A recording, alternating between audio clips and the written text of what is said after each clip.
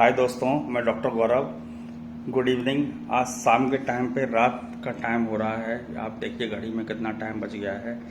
आपको पता है कि मैं शाम के समय और रात के समय बहुत शानदार भड़बड़ाते हुए वीडियो बनाता हूँ। आप लोगों के लिए नॉलेजेबल वीडियो बनाता हूँ और सारी की सारी जानकारी आपको देता रहता हूँ। आज का एक नया टॉपिक हमने उठाया है, नया मुद्दा हमने उठाया है, किडनी में स्टोन, रीनल स्टोन या हमारी जो गुर्दे में पथरी पड़ जाती है, उसको लेके हम लोग आज चर्चा करेंगे। आज हमारी चर्चा का विषय है रीनल स्टोन, किडनी में स्टोन। अब किडनी में स्टोन के लिए हम कुछ कुछ पॉइंट्स पे बात करेंगे। सबसे पहले किडनी में स्टोन जो होता है वो क्यों होता है। दूसरी बात होती है कि जो किडनी अकेले में स्टोन नहीं होता है, किडनी का पूरा ट्रैक्ट होता है और उस ट्रैक्ट में स्टोन कहाँ कहाँ हो सकता है। तीसरा पॉइंट यह है कि कुछ खाने से स्टोन बनता है या कुछ विशेष चीज खाने से वो स्टोन नहीं बनता है, निकल जाता है या कभी बनता ही नहीं है। चौथा पॉइंट यह है कि अगर चलिए मान लीजिए कि वो स्टोन बन गया है तो उसका होगा क्या। पांचवा पॉइंट यह है कि स्टोन हम कब कहेंगे, उसके किस साइज पे आने पे हम उसको स्टोन का नाम देंगे, उसको कैलकुलस का नाम देंगे। होता क्या है कि हमारी पूरी लाइफ में साइंस की कुछ स्टडीज होती हैं कि उनका कहना यह है कि लाइफ में कभी ना कभी स्टोन बनता है और वो कभी भी ना कभी बन के निकल भी जाता है, वो हम लोगों को पता भी नहीं लगता है। अब मुद्दा ये आता है कि स्टोन हम कहेंगे कब। और छठा पॉइंट ये है कि मान के चलिए किस किस रीजन में स्टोन ज़्यादा होता है, मतलब कुछ खास जो बेल्ट्स होती हैं इंडिया के अंदर।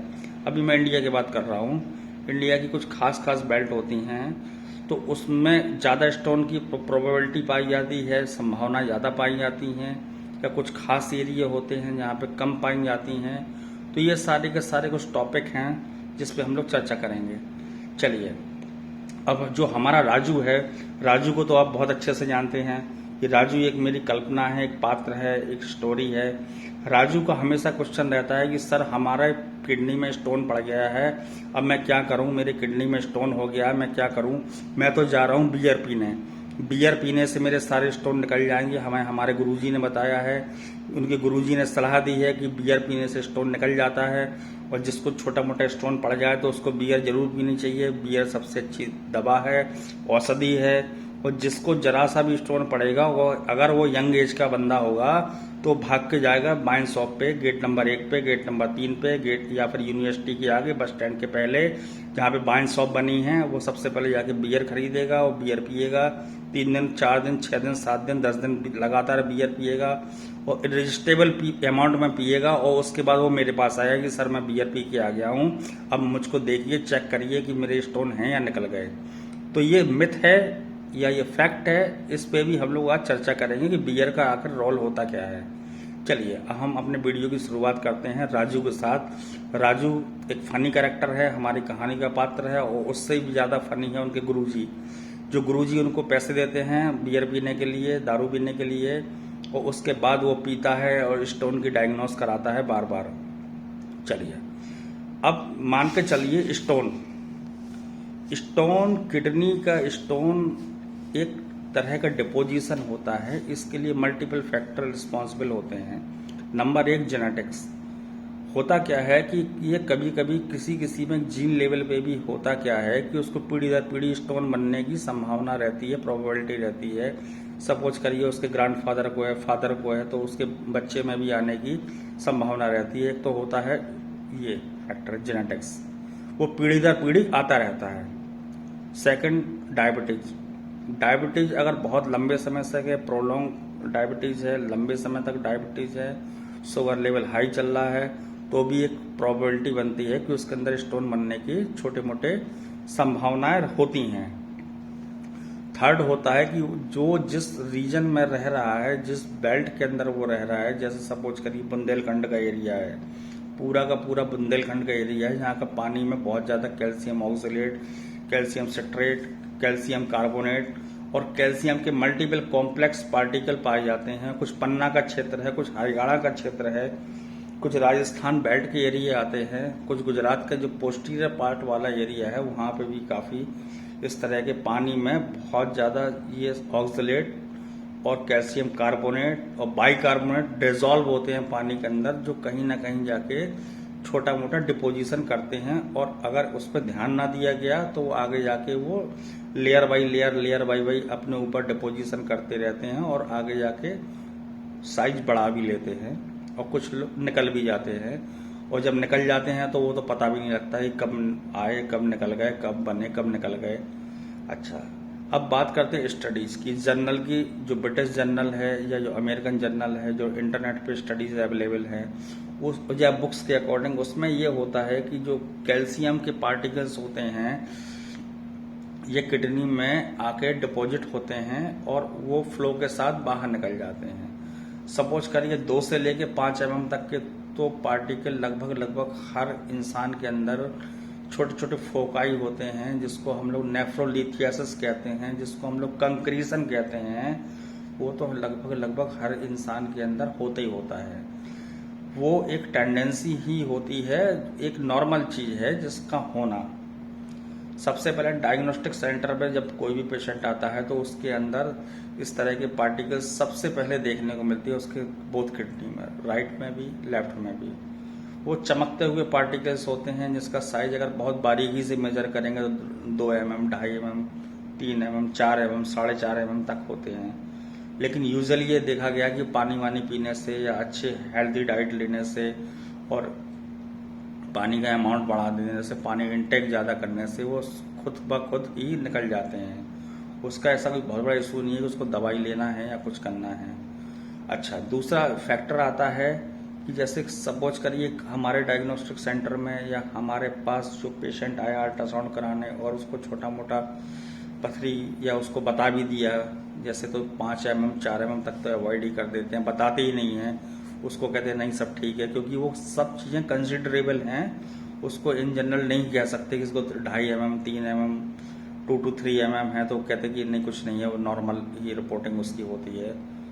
कोई बहुत ज़्यादा फोर्स करता है, इंसिस्ट करता है तो चलो उसको कह देते हैं, मुंह से ही बता देते हैं कि हाँ ठीक है। तो वो सबसे पहले जाता है देसी जड़ी बूटी खाने के लिए। अब देसी जड़ी बूटी का क्या रोल है? देसी जड़ी बूटी में ऐसे कोई खास तरह की, मैंने भी बहुत ज़्यादा उसमें रिसर्च की, लोगों से पूछा, तो इस तरह की कोई जड़ी बूटी मुझको समझ में नहीं आई कि इस तरह की कौन सी जड़ी बूटी होती है। कुछ पुनर्वा वगैरह हर्ब्स होती हैं जो आयुर्वेदिक की, वो तो चलिए मान लेते हैं। लेकिन बेसिकली ये जो दवाइयाँ होती हैं, जड़ी बूटी जो दवा पीने जाते हैं, किसी न किसी धार्मिक स्थल पर दवा पीने जाते हैं, तो उसमें मेनली वो डायूरेटिक्स होते हैं। डायूरेटिक्स का काम ये होता है कि हमारे जो यूरिन होता है, जो हमारे बाथरूम होता है, उसके वॉल्यूम को बढ़ाना और उसके फ्लो को इंक्रीज कर देना, जिससे कि छोटे छोटे जो कण हैं, पार्टिकल्स हैं, वो यूरिन के फ्लो में बाहर निकल जाएं। ये डायूरेटिक का मेन काम होता है। दूसरा काम क्या होता है कि ये नेचुरली जो जड़ी बूटियां होती हैं, ये नेचुरल न्यूट्रलाइजर होती हैं, जो एसिड बेस बैलेंस को बफर सॉल्यूशन बना के वो बैलेंस करती हैं। उसकी एक बहुत आगे लंबी एक स्लैब है, उसकी हम लोग चर्चा बाद में करेंगे। चलिए, तो पहला पॉइंट तो ये हो गया कि बनती क्यों है।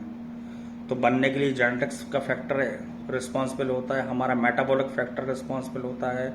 कभी कभी क्या होता है कि किडनी के अंदर डिपोजिशन की टेंडेंसी बन जाती है कि वो कैल्शियम के ऑक्सलेट या कैल्शियम के जितने भी कॉम्प्लेक्स पार्टिकल होते हैं, कार्बोनेट हो गया, बाइकार्बोनेट हो गया, सिट्रेट हो गया और कैल्शियम ऑक्सलेट हो गया मेनली, तो इन सबको डिपोजिट करता ही करता है। तो उसके लिए कुछ कर नहीं सकते, वो एक नेचुरल बॉडी का पार्ट है, नेचुरल बॉडी की फितरत है या नेचुरल बॉडी का नेचर है। वो पर्सन टू पर्सन वेरी करता है, हर पर्सन के अंदर, हर व्यक्ति के अंदर वो अलग अलग होता है। किसी के अंदर बनते हैं, किसी के अंदर नहीं बनते हैं, किसी के अंदर ज़्यादा बनते हैं, किसी के अंदर कम बनते हैं। चलिए, अब नेक्स्ट टॉपिक पर बात करते हैं कि चलिए, सबसे पहले मैंने आपको बताया कि 5 mm तक के जो स्टोन या कैलकुलाई होते हैं, जिसको नेफ्रोलिथियासिस कहते हैं, वो सब कंसिडरेबल होते हैं। उसका कोई खास रोल नहीं होता है, ना उसके लिए कोई विशेष प्रकार की दवाइयों की ज़रूरत पड़ती है। वो तो ज़्यादा पानी पीने से और लिक्विड डाइट लेने से या नींबू पानी, जिस तरह के जो नेचुरल डाइट्स होते हैं उनको लेने से वह खुद ब खुद ही निकल जाती हैं, स्वतः निकल जाती हैं। उसके लिए कुछ खास विशेष ट्रीटमेंट की आवश्यकता नहीं होती है। हालांकि किसी किसी पेशेंट में कंप्लेंट ये आती है कि पेट के दाईं तरफ या पेट के बाईं तरफ कुछ चुभता हुआ सा महसूस हो रहा है, और उसमें तो रेडिएटिंग पेन भी नहीं होता है। और वो इस तरह के जो पेन होते हैं वो 90% तो गैस्ट्रिक होते हैं, जिसको मिमिक करता है वो रीनल पेन से या रीनल कोलिक से। तो ऐसा कुछ है नहीं है, वो तो गैस्ट्रिक पेन होता है। साइकोलॉजिकल उसको लगता है कि उसकी किडनी में अगर जैसे बता दिया कि कोई 2 से 3-4 mm का कोई फोकाई पड़ा है तो उसको साइकोलॉजिकल पेन होने लगता है। तो इसके लिए कोई विशेष दवा या कुछ विशेष औषधि या विशेष किसी ट्रीटमेंट की आवश्यकता नहीं है। अब चलिए नेक्स्ट करते हैं कि अगर वो स्टोन 5 mm से ऊपर है तब क्या होता है। मान लीजिए कि स्टोन का साइज 5 mm है या 5 से ज़्यादा है, 6 mm है, 7 mm है, 8 mm है, तो वो थोड़ा थोड़ा सा चुभन वाला जो दर्द होता है वो क्रिएट करना शुरू करता है। जब उसका साइज मोर देन 7.5 mm या 8 mm के नियर अबाउट जब वो जाता है तो वो करता क्या है कि वो हमारे यूरेटर यानी कि पेशाब की नली, जो किडनी से लेके यूरिनरी ब्लैडर यानी पेशाब की थैली तक जो नाली होती है, जो जोड़ने का काम करती है यूरिन को, वहां पे जाके कहीं ना कहीं अटक जाती है, फंस जाती है। तो वो थोड़ा सा एक डेंजर कंडीशन बन सकती है कि अगर वो फंसी और उसको पेशेंट एसिम्प्टोमेटिक है, उसको कोई सिम्टम्स नहीं है, तो वो ऊपर जाके हाइड्रोनेफ्रोसिस करेगी। मतलब कि अर्थात कि वो किडनी के अंदर पानी भरना शुरू करेगी। किडनी में पानी भरेगा तो डेफिनेटली बैक प्रेशर जाएगा, बैक प्रेशर जाएगा तो डेफिनेटली जो मेडुला एरिया है, जो पीओजी जंक्शन है, वहाँ पे वाटर का डिपोजिशन होगा या यूरिन का डिपोजिशन होगा, तो किडनी आकार में बड़ी होने शुरू हो जाएगी और पैरानाकाइमा डैमेज होगा और वहाँ पानी भरेगा। तो मैंने तो ज़्यादातर केसों में जो मेरा पर्सनल एक्सपीरियंस है कि वो एसिम्प्टोमेटिक पेशेंट आते हैं, उनको बहुत ज़्यादा पेन या मतलब इररेजिस्टेबल पेन जो बर्दाश्त ना हो वो कंप्लेंट लेके नहीं आते हैं, लेकिन उसको हाइड्रोनेफ्रोसिस होता है। ये बात। तीसरी बात क्या होती है कि सपोज करिए हो गया हाइड्रोनेफ्रोसिस, तो डॉक्टर के पास जाना चाहिए, यूरो सर्जन के पास जाना चाहिए, यूरोलॉजिस्ट के पास जाना चाहिए, सर्जन के पास जाना चाहिए। तो वो उसमें मेन क्या करते हैं, डायरेटिक्स देते हैं, कुछ एंटीबायोटिक्स देते हैं ताकि इन्फेक्शन हो रहा हो या सेकेंडरी इन्फेक्शन को प्रिवेंट करने के लिए, और डायरेटिक्स देते हैं जो यूरिन का वॉल्यूम होता है उसको बढ़ा देते हैं, उसको इंक्रीज कर देते हैं। तो छोटी जो 7 और 8 mm की पथरी होती है, जो स्टोन होता है, कैलकुलस होता है, वो धीमे धीमे नीचे की तरफ खसकना शुरू हो जाता है। कुछ होते हैं बाइकार्बोनेट्स वाले, वो तो धीमे धीमे घुलना भी शुरू हो जाते हैं, देखा गया है, और धीमे धीमे वो डिजॉल्व हो जाते हैं। लेकिन अगर स्टोन अगर ज़्यादा बड़ा है, सपोज करिए 10 mm है, 12 mm है, तो अब ये डिपेंड क्वेश्चन ये आता है कि हमारी किडनी के कहाँ पे है। मेनली होगा तो मेडुलरी रीजन में होगा या कॉर्टेक्स के लोअर एंड पे होगा। तो अब ये बात होती है कि वो अपर पोल पे है, मिडिल पोल पे है या लोअर पोल पे है। तो जो मिडिल पोल पे होता है वो पीओजी जंक्शन पे जाके, पेल्विक यूरिनरी जंक्शन जो होता है वहाँ पे जाके फंसता है, तो हाइड्रोनेफ्रोसिस करता है। अगर उसमें इन्फेक्शन वगैरह हो रहा है, कोई कीटाणुओं का संक्रमण हो रहा है, तो पायोनेफ्रोसिस वगैरह भी करता है। अगर वो पैरानाकाइमा में लोअर साइड पे या अपर साइड पे डला हुआ है तो वो साइलेंट रहेगा, वो सिर्फ अपना साइज धीमे धीमे ही इंक्रीज करेगा, और एज इट इज पेशेंट को ऐसे कोई दिक्कत नहीं आएगी, उसको लाइफ में कोई प्रॉब्लम आने लगी या उसको रूटीन लाइफ में कोई प्रॉब्लम आ रही है, तो इस तरह का कुछ होता नहीं है। अच्छा, फिर उसके बाद अगर इन केस जो स्टोन कैलकुलस है अगर वो खसकता हुआ यूरेटर के माध्यम से होता हुआ यूरिनरी ब्लैडर में आ गया, तो ब्लैडर में आएगा तो ब्लैडर में भी वो पड़ा रहता है, सिर्फ वो पेन क्रिएट करेगा, बाथरूम करते समय पेन क्रिएट करेगा। जब जब यूरिन पास करेगा तो पेशेंट को पेन होगा। दूसरा क्या होगा कि वो बाथरूम रुक रुक के आएगी और पेशेंट को कभी भी फुलफिलनेस की फीलिंग नहीं आएगी। वो बाथरूम करके आएगा, उसको फिर लग रही है, वो फिर जाएगा, मतलब उसको सेटिस्फेक्शन नहीं होगा, क्योंकि वो कहीं ना कहीं ऑब्स्ट्रक्शन या रुकावट का शिकार है। उसके बाद बात आती है कि यूरिन में ब्लड भी आ रहा है। हाँ, तो ब्लड आ सकता है, क्योंकि जब वो ऊपर से नीचे आएगा तो फ्रिक्शन करेगा, इन्फेक्शन करेगा, तो वो एक बहुत बड़ा हीमोचूरिया या खून आना बाथरूम में, ये इसके लिए बहुत बड़ा एक पॉजिटिव फैक्टर है, एक रिमार्केबल फैक्टर है। तो वो ब्लड भी आ सकता है और यूरिन में इन्फेक्शन भी क्रिएट करेगा, यूटीआई करेगा और पस सेल्स भी आएंगे अगर हम लोग यूरिन का एग्जामिनेशन कराते हैं। तो सबसे पहले अल्ट्रासाउंड एक बेसिक टूल्स है जिससे कि ये सारी चीज़ें बहुत ईजिली देख ली जाती हैं। ऐसा कुछ बचता नहीं है कि हमारा कुछ भी उसमें नहीं आ पा रहा, अब क्या करें। फिर उसके बाद क्या करते हैं कि पीवीआर एक टेस्ट होता है जो अल्ट्रासाउंड के माध्यम से किया जाता है। तो उसमें क्या होता है कि पेशेंट को बाथरूम कराने के पहले उसके यूरिनरी ब्लैडर का वॉल्यूम ले लेते हैं, उसके बाद उसको बाथरूम करा देते हैं, उसके बाद दोबारा उसका वॉल्यूम लेते हैं ब्लैडर का। तो उसके जो डिफरेंस होता है तो उससे भी एक अंदाजा लगा लिया जाता है कि यूरिन में ऑब्स्ट्रक्शन कितना है। आफ्टर यूरिनेशन उसका वॉल्यूम 50 तक भी आ रहा है तो वो नॉर्मल माना जाता है, कोई उसमें इश्यू नहीं आता है।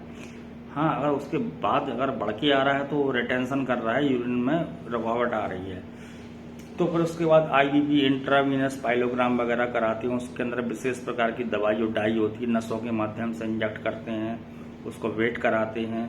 फिर उसका 30 मिनट, 15 मिनट पे, फिर 30 मिनट पे, फिर 45 मिनट पे, फिर 60 मिनट में 4-5 प्रकार के एक्सरे को शूट करते हैं और उस एक्सरे की स्टडी करते हैं।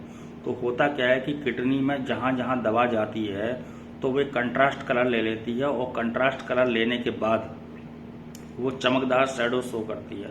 तो उससे ये अंदाजा लग जाता है कि ऑब्स्ट्रक्शन कहाँ पे है और किडनी में कौन कौन सा हिस्से पे वो ज़्यादा इफेक्ट डाला है। और डाई का जो नीचे अमाउंट आया उसको भी मेज़र कर लेते हैं, कैलकुलेट कर लेते हैं।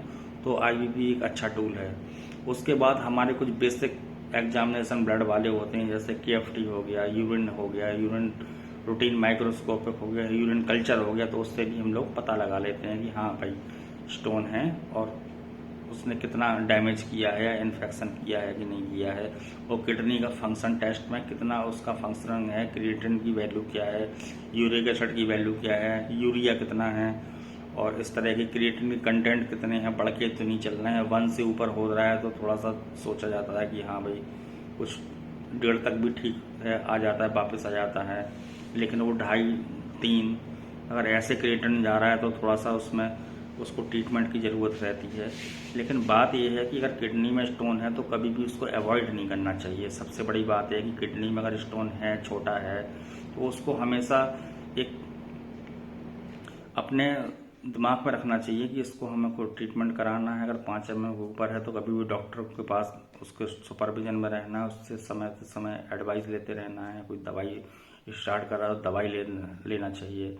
राजू के साथ प्रॉब्लम क्या है कि वो ये सब चीज़ें करता तो है लेकिन वो अवॉइड कर देता है। वो कभी भी ऐसा नहीं है कि वो हाँ भाई डॉक्टर के पास जा रहा है, वो डॉक्टर के पास जाता है लेकिन दिखा के चला रहा है, दवाइयाँ कभी लेता नहीं है।